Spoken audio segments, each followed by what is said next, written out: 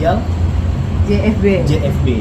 Nah, perbuatan-perbuatan mereka ini sudah jelas melanggar dari hukum.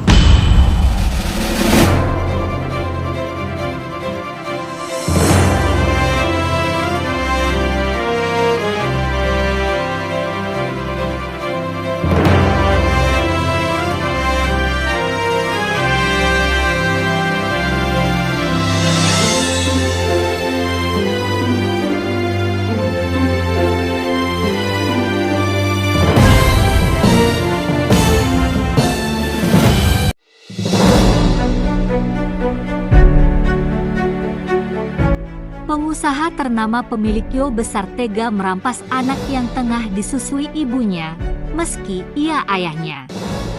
Saat dirampas, bayi tersebut berusia 2 minggu, sedangkan si ibu mengalami depresi karena terpisah dari putri mungilnya yang belum genap 40 hari. Di halaman Polres Metro Jakarta Selatan, Aida Suri, ibu yang kehilangan bayinya, didampingi pengacaranya M. Alvin Fahri SH dan penasehat hukumnya Ade Ratnasari, menceritakan bagaimana putri mungilnya yang sudah terpisah dengan dirinya lebih dari 2 minggu.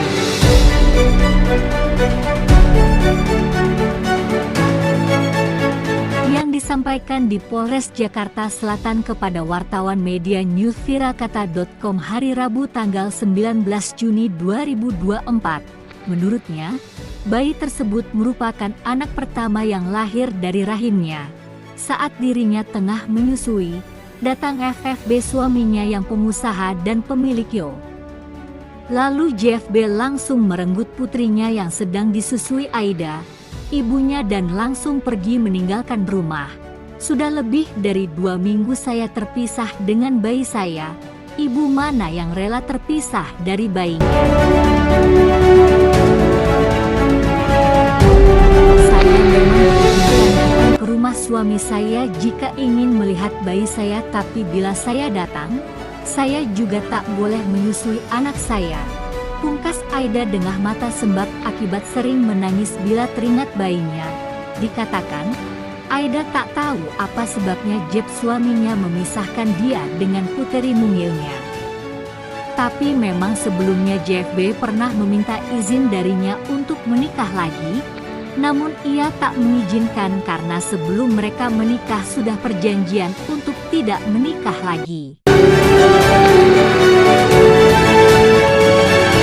Dengan wanita lain, maka dengan suara yang sedikit tertahan karena menahan rindu dan derita terpisah dari putrinya, Aida kembali mengatakan, ketika hamil suaminya tak sekalipun menemani dirinya. JFB baru menemani saat dirinya persalinan di sebuah rumah sakit. Sikapnya suaminya yang acuh dengan orang lain, akhirnya ia rasakan. Bahkan saat putri mungilnya lahir, JFB hadir sekedar melihat kondisi istrinya yang sedang berjuang bertaruh nyawa saat melahirkan. Sementara pengacara Aida mengatakan, perbuatan JFB melanggar pasal 330 KUHP di mana ancaman hukumnya lebih dari 5 tahun penjara. Bila mengacu pada ayat 1, ancamannya 7 tahun kurungan, dan jika mengikuti ayat 2, pelaku bisa dipenjara selama 9 tahun karena memisahkan anak di bawah umur dari ibunya. Karena itu, dirinya meminta JFB menyudahi perbuatannya dan bermusyawarah dengan pihak istri. Bila tidak dilakukan, kuasa hukum akan menempuh jalur hukum, yaitu melaporkan JFB ke pihak kepolisian. Tegas Ade geram dengan perbuatan JFB, sekaligus mengakhiri pertemuan korban dengan media.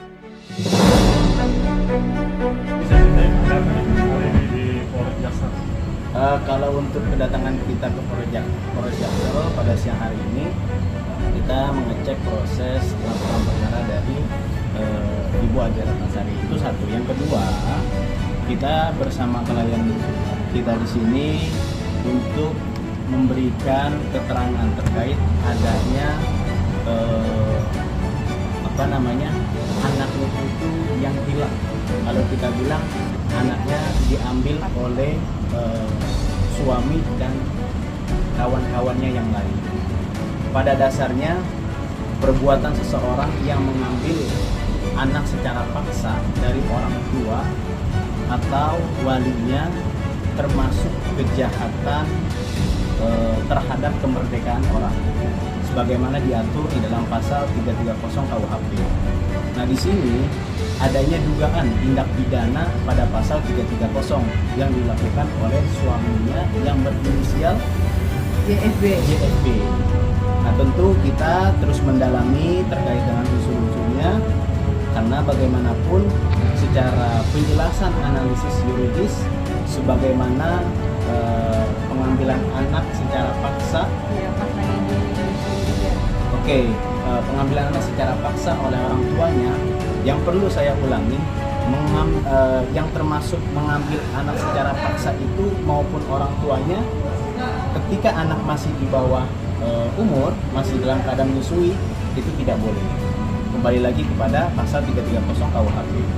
Anaknya usia Sekarang 1 bulan 10 hari. 1 bulan 10 hari. Itu sangat Waktu diambil waktu diambil 2 minggu.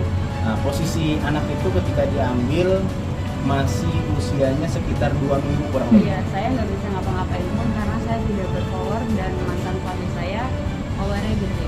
Nah, jadi kedatangan kita hari ini memberikan keterangan untuk memberikan kita juga berkonsultasi terkait dengan unsur-unsur yang terpenuhi adanya tindak pidana yang dilakukan oleh inisial JFB. JFB ini seorang pengusaha yang memang agak cukup terkenal sedikit. Cukup terkenal sedikit, cuman kita tidak boleh menyebutkan namanya, kita masih bertabayun. Tapi dari klien kami kita berusaha untuk melakukan restoratif justice, negosiasi baik-baik, jangan sampai karena adanya tindak pidana ini salah satunya dirugikan. Maka dari itu dari Ibu dan tim ada lagi Ya. berikan Ini kesempatan? saya jelaskan sedikit bahwa terlepas dari laporan saya di sini, saya dan Mas Alvin ini sebagai PH-nya, penasihat hukum dari Mbak Aida, ya. Jadi, ya Aida Suri ini sudah mengalami sebuah Mental juga. ya mentalnya sangat terganggu banget karena kemarin saya menemani gitu. Mana ada sih seorang ibu yang mau terpisah dengan anaknya? Ini sekali lagi ditegaskan kan, mana ada seorang ibu yang mau berpisah dengan anaknya, apalagi anaknya saat itu butuh asupan ASI. Sebaik-baiknya ASI di luar, ya, entah itu susu atau apa, menurut kesehatan Badan Internasional diakui bahwa ASI dari ibunya sendiri itu adalah ASI yang terbaik. Nah, kembali lagi bahwa yang melakukan perpisahan antara bayi ini dengan ibu kandungnya sini adalah ayahnya. Iya. Nah, kalau si ayah ini menurutnya bahwa dia adalah ayah yang terbaik, seharusnya tahu apa kebutuhan bayi itu. Susu dari ibunya, Enggak susu Nah. dari orang lain. bukan susu dari orang lain. Dan lucunya, ini lucu ya, bahwa yang melakukan ini, saya kasih ultimatum sedikit, bahwa inisial JFB adalah salah satu pengusaha besar di Depok, Jakarta Selatan. Dia memiliki salah satu IO yang cukup besar, properti yang cukup besar, yang saya masih keep dulu ya di depan media. Kita menunggu nih bagaimana JFB bersama dengan rekannya NW yang sedang menjaga anaknya dari klien kami ini. Nah, perbuatan-perbuatan mereka ini sudah jelas melanggar dari hukum. Ya, tadi seperti dijelaskan oleh Ya. rekan saya. Nah, itu. Jadi kita berikan waktu kepada Bapak JFB di Depok. Halo, bisa melihat kami di sini bersama dengan istri Anda yang sedang merindukan anak Anda. Memang ada komunikasi bahwa bisa saja melihat, ini bukan persoalan melihat, ini anak bukan usia yang sudah mungkin dikategorikan anak-anak. Ini masih bayi, masih menginginkan susu. Saya hanya ASI dari iya. susu di saya gitu. Salah, bukan di orang lain gitu. Jadi Ya, sedikit tambahan Nah, tadi kan dari klien kami juga menjelaskan terkait dengan hak asuh. Bahkan di sini aja posisinya belum ada divorce atau cerai. Ini masih menjadi istri yang sah, yang dimana anak sangat-sangat jauh di bawah umur. Usia waktu diambil itu kurang lebih 2 minggu, sekarang 1 bulan. 1 bulan 10 hari itu masih membutuhkan ASI dari ibunya. Jadi kita berharap dari yang bersangkutan coba tolong kooperatif, membangun komunikasi, jangan sampai ini terjadi berkelanjutan. Jangan sampai juga malah berlari ke ranah pidana. Nah, mungkin bisa ceritakan kronologis awal mula terjadi pengambilan. Terus apa sih alasan Bapak? Ada kejadian apa? Ada kejadian apa? Alasannya apa sih Bapak ngambil anak ini? Oke, biar saya ambil alih ya, karena saat ini memang pikirannya lagi kacau, karena memang sangat tertekan mental. Jadi awal mulanya memang saat itu ada cekcok antara si ayah dan klien kami ini, suami dan istri ini. Nah, berhubung karena memang saat itu klien kami ini baru saja melahirkan. Nah, Dan jadi suami saya juga iya, agak cuek sama saya. sangat cuek. Jadi sebelum proses melahirkan itu 7 bulan sebelum proses melahirkan tidak ditemenin ke rumah sakit. Pada saat klien kami mempertaruhkan nyawa nih melahirkan anaknya, dia sudah timang-timang selama 2 minggu itu, lalu tiba-tiba memang ada tekanan mental terus nih dari si sang suami yang doyan beristri ya. Si JFB ini doyan beristri. Saya Ya. istri kedua. Oke, secara sah ya. Jadi ini Secara istri sah. kedua secara sah, bukan pelakor ya. Nah itu perlu diketahui. Ini digarisbawahi bukan pelakor. Ini istri sah dan istri pertamanya menyetujui. Jadi balik lagi, si JFB ini, si ayah ini doyan beristri. Ngomong sama istrinya bahwa nanti akan ada atau sedang. Padahal di awal pertama mau nikah kita ada perjanjian tidak boleh ada yang lain lagi, cukup 2. Oke. Tapi dilakuin pas saya hamil, pas saya lahiran 2 minggu. Mengingkari ya. Mengingkari. Baru 2 minggu si anaknya Diingkari. dinyatakan lagi, saya mau menikah lagi. Dan saya nggak Nah. bisa ngapa-ngapain pun karena mantan suami aja jadi. Iya, Masih suami atau masih suami dong, Iya. karena belum kita Masih belum suami. cerai, belum Iya, cerai. belum cerai. Jadi apapun alasan dari sang suami, kalau untuk kebaikan anak, apalagi masa kategori bayi, tidak berhak sama sekali memisahkan ibu dengan bayinya, karena masih membutuhkan ASI. Jadi kepada Bapak JFB, pengusaha properti Dan IO ya, yang cukup terkenal namanya, saya masih menjaga sekali ini untuk tidak di-spill. Jadi kita menunggu itikat baiknya. Serahkan bayi itu kepada klien kami. Ibu ini, klien kami ini ingin menyusui anaknya, rindu sama anaknya. Dan buat istri pertamanya, ya, inisialnya NW. NW ini istri WN ya. WN ini punya usaha juga yang cukup terbilang terkenal dalam bidang sosial ya, saling berbagi apa. Masa iya ndak mengerti masalah tentang hal ini? Keluarga suami saya juga namanya cukup baik, jadi saya nggak bisa nyebutin dia jahat atau gimana. Jadi Cuman saling ya menjaga. Saling menjaga aja Menjaga intinya privasi. kepada istrinya yang Mbak W ini, tolong sebagai seorang ibu kooperatif. Jangankan yang masih bayi, ibu mau nggak dipisahkan dengan anaknya yang udah besar? Belum tentu mau. Bagaimana dengan klien kami? Anaknya masih usia 2 minggu kalian bawa. Gitu. Dan juga kita akan melakukan koordinasi ke KPAI, Komisi Perlindungan Anak Indonesia, terkait dengan langkah-langkah agar kita juga tidak kesalahan. Nanti kita akan berkoordinasi dengan yang bersangkutan untuk lebih lanjutnya nanti akan diberikan update. Bang, ke Polres ini buat laporan atau apa nih? Kenapa? Ke Polres. Ke Polres ini kebetulan memang ada kawan kita juga. Lokusnya ini kan memang sebenarnya nggak di sini. Lokusnya itu adanya di Depok, di Jawa Barat gitu. Jadi ini karena memang kita ada kerabat, ada kawan, ya kita sharing-sharing lah gitu. Nah kebetulan ini juga klien saya sekaligus menanyakan progres perkembangan proses terkait dengan laporan polisinya di Polres Jakarta Selatan. Gitu. Jadi perbuatannya sebenarnya sudah dilaporkan ke Polres Depok. Kenapa? Sudah dilaporkan ke Polres Depok. Kemungkinan setelah adanya preskon ini kita akan berangkat menuju ke Depok untuk melakukan upaya-upaya tindakan hukum ya. Tapi sih kita berharap bersama klien saya agar permasalahan ini selesai secara baik-baik. Oh, iya. Ultimatum berapa hari? Kenapa? Ultimatumnya berapa hari? Ultimatum. Ultimatum nih dari Ibu Ade sendiri sebagai salah satu PH-nya, dikasihlah waktu 3 kali 24 jam, kan udah berbulan-bulan waktu yang diberikan. Nih keadaan bayi nih, saya pikir secara pribadi ya, ini udah menangis-nangis mencari ibu kandungnya, naluri seorang bayi dan ibunya ini koneksi gitu loh. Jadi tolong Ibu WN ini sebagai seorang ibu, sebagai seorang wanita, tolong dimengerti dan kooperatif. Ini yang berhaklah klien kami yang menimang, yang harus menyusui anaknya, bukan hanya diberikan izin untuk melihat anaknya, menyusui lalu pergi. Klien kami bersedia kan untuk merawat anaknya? Bersedia. Bersedia sangat, Gitu. karena itu anak saya. Jadi jangan lagi dibatasi haknya dia Ini untuk malah saya emang diambil anak saya. apalagi sudah mempertaruhkan nyawa loh saat melahirkan. Bukti udah semua ada. Jadi Dan seperti itu. 7 Jadi bulan juga saya tidak ditemani di rumah sakit. Ya. Udah seminggu saya keluar dari rumah sakit, saya kerja turun lapangan. 4 hari mau melahiran, saya bantu suami saya juga turun lapangan. Jadi saat melahirkan tidak didampingi suami.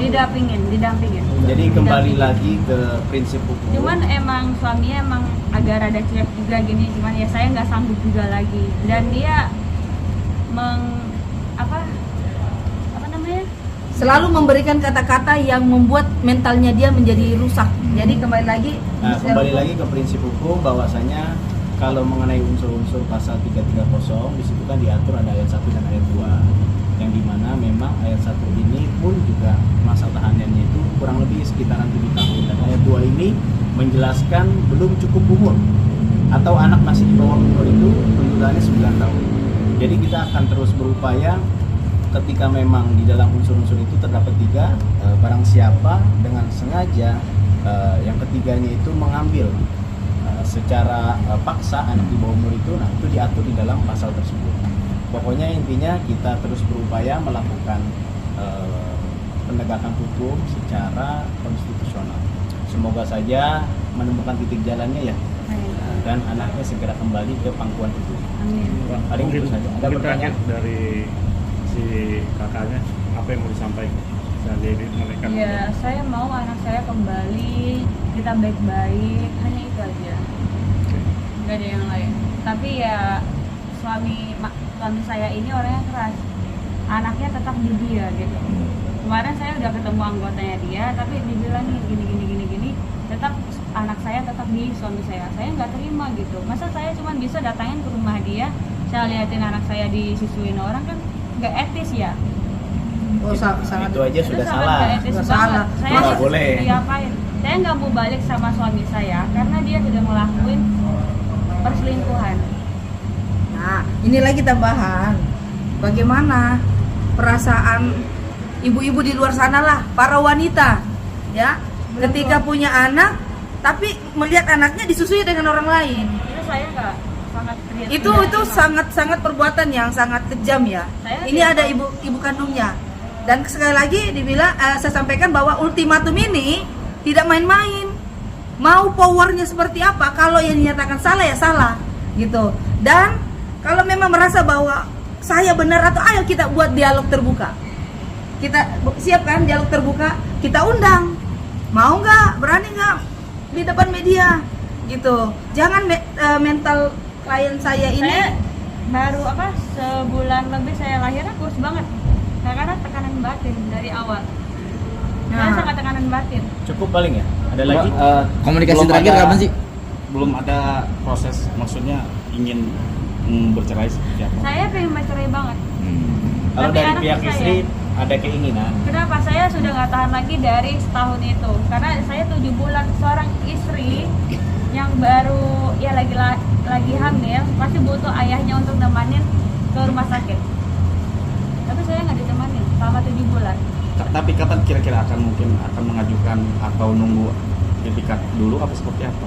Tunggu ultimatum dijawab. Kalau tidak ultimatum dijawab ya kita spill saja siapa pengusaha itu biar masyarakat tahu. Suami saya dia apa namanya bagus banget, dia dijaga banget nama Ya keluarganya. bagus banget kelakuannya sangat bangsat seperti ini ya.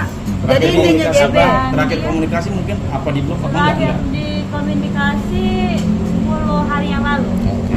Tapi masih ini ya, komunikasi masih lancar ya? Gak ada. Maksudnya? Oh, nggak ada komunikasi. Emang suaminya cuek dan sombong. Berarti Dia saat keras ini banget. si bayi itu diselingkuhi sama orang lain. si Orang seorang lain. pertama itu. Oh, Istri Ya istri pertama. pertamanya dia yang Mbak WN. WN. WN. Sering lupa. Padahal dia salah satu Enggak, pendiri bukan WN sih. NW. Oh, NW. NW. Ibu NW. Ini punya anak. Katanya W. Hah? Ini punya anak. NW punya anak, tapi katanya kayaknya belum cukup. Jadi mengambil dari ini. Bukan belum cukup sih, dia nggak bisa ngapa-ngapain juga. Karena suaminya ini keras banget. Yang kerasnya ini di suaminya. Oke.